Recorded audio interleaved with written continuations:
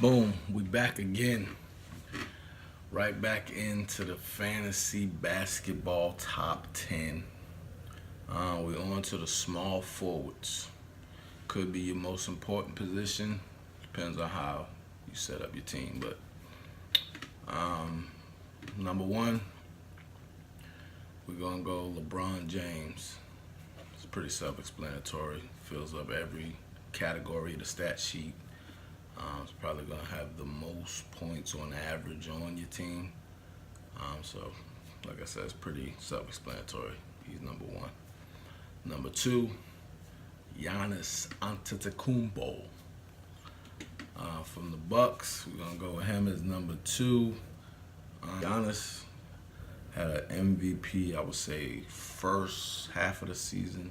Kind of tailed off probably toward the end of the first half. But Giannis had if he can sustain that for the whole season, he's going to fill up the stat sheet similar to what LeBron does. Not on the same as high a level, but he's a pretty good scorer, rebounder, block shots. So Giannis can do a little bit of everything. Needs to work on his jump shot still, obviously, but what he does, you really can't stop him. So I got him as number two. Number three, we're going to go with Kevin Durant. Professional scorer. It's turned into a pretty good shot blocker for the Warriors in that system. Good passer, rebounder at 7 feet. So Kevin Durant comes in at number three. Number four, we're going to go Ben Simmons. It depends on where you use him in your lineup. He was listed at point guard as well as small forward. So just depends on where you want to put him at. But does a lot of things kind of similar to Giannis. A little better court vision, better passer. But their games are kind of similar. Neither one really has a great jump shot. That's putting it nicely. Bruh. So, yeah, Ben Simmons comes in at number four. Number five, we're going Jimmy Butler. Yeah, Jimmy, a little bit of everything. Points, rebounds, assists, steals, blocks. He's not going to get you, 25 to 30 a game, but get you 20, 22, somewhere in that range. So, yeah, Jimmy, number five.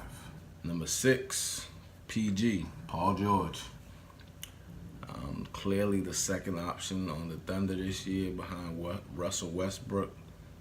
Carmelo's not there to take any shots away, any holding the ball. Not so much that was a bad thing, but there's more possessions now for Paul George and Westbrook, just the two of them. So I see them kind of putting up big numbers like the way Durant and Westbrook did all those years in OKC. So Paul George comes in at number six.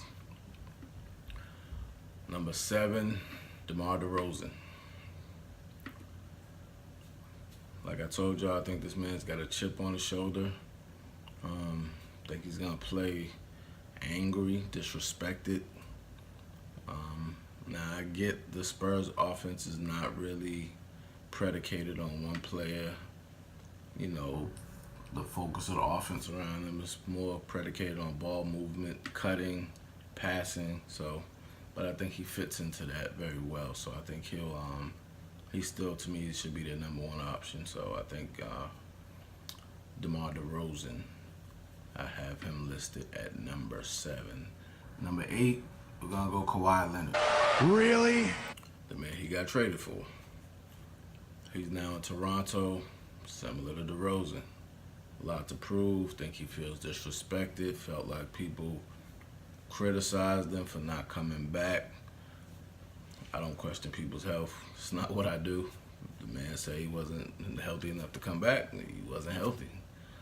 I can't sit here and tell you that he should have played because that's not my body, so I don't have an issue with it at all. But whatever happened.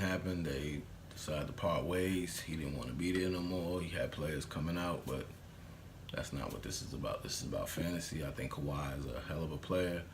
I expect him to get back to his MVP level form.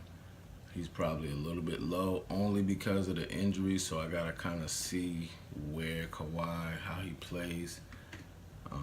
If your draft is after preseason, maybe you get a really good look at him and maybe he goes up higher on boards. But mine's is probably gonna be before the preseason, so that's kind of why I have him so low. But ideally, he should probably be in the top 5, but he's here at number 9. We have Chris Middleton. What? I think he's going to be the second option there in Milwaukee under Coach Bud. I think he should have a really good season. He's a great shooter, really good scorer, defender. He can rebound, pass. Middleton can really do a lot. He's underrated, but I think with Jabari Parker going to Chicago, I think Chris Middleton, that's going to increase his points, and I think a lot of his stats will go up because of that. So I have him at number 9. Number 10, it was a little tough for me. I wanted to go Jabari Parker, but I went Jason Tatum, only because I feel like with Kyrie coming back, with Hayward coming back, I think it may decrease some of his usage.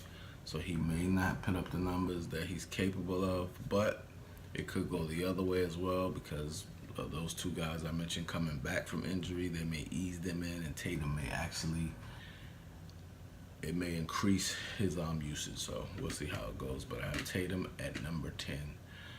Now for the sleepers, a couple guys. Otto Porter Jr., Washington,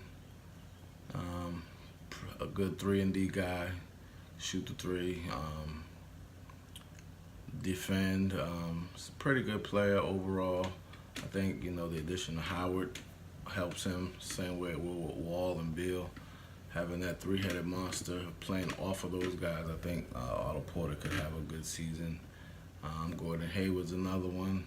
Like I said, barring the injury, how they bring him back, whether he's ready to come back and play at that same level.